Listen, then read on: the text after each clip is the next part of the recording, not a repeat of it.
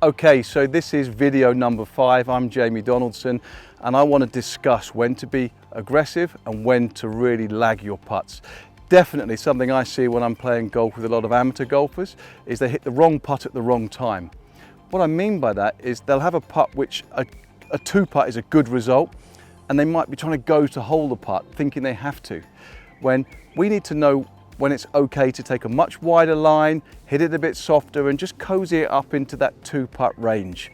At 30 foot and more, a tour player is not expecting to make the putt at all. In fact, they have a 3% 3-putt and a 3% 1-putt at that distance. So we could say from 25 feet and out, it's a 2-putt game. I've picked a putt with a huge amount of break here, and I'm going to show you how we can go wider than the correct line and cozy it up to the hole. All right, so if I'm playing my aim point read, that gives us a 6-finger read.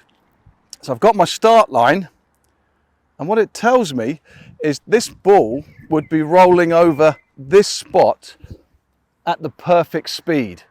So that's a holing out speed, but there's a hell of a lot of slope here. This ball's it's going to be tough to get the speed just right. So what I'm going to do is I'm going to play it above the perfect line. So I'm actually aiming wider than the correct read, and I'm going to play it round this area which is called the drop point. And what I need to do is to play my putt, be happy that I'm going wider than I need to, and really focus on just finishing with it close. Let's hit the putt and then see how it turns out.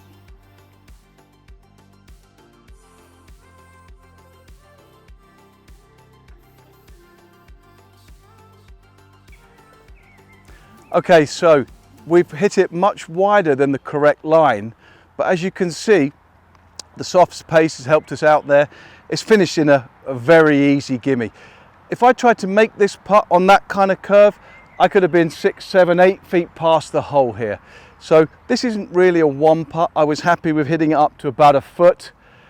There's times on the golf course when you do not need to be aggressive and go for the putt, and just a 2-putt is good enough. So if there's a lot of slope between you and the pin, there's nothing wrong with really adding to that read. And if you're using aim point, you could add at least 2 fingers to that.